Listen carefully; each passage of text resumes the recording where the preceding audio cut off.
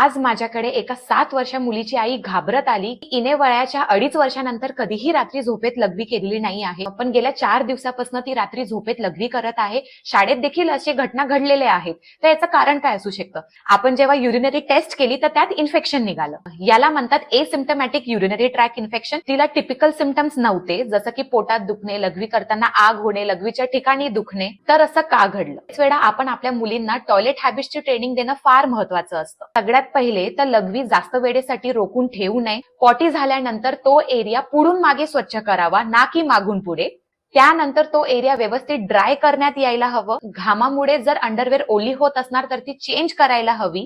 कॉटनचे आणि loose underwear वापरावे. तिथे कुठल्याही प्रकारचं पावडर किंवा परफ्यूमचा वापर करू नये. भरपूर पाणी आणि कोल्ड्रिंक्स तर बिलकुल पण नाही.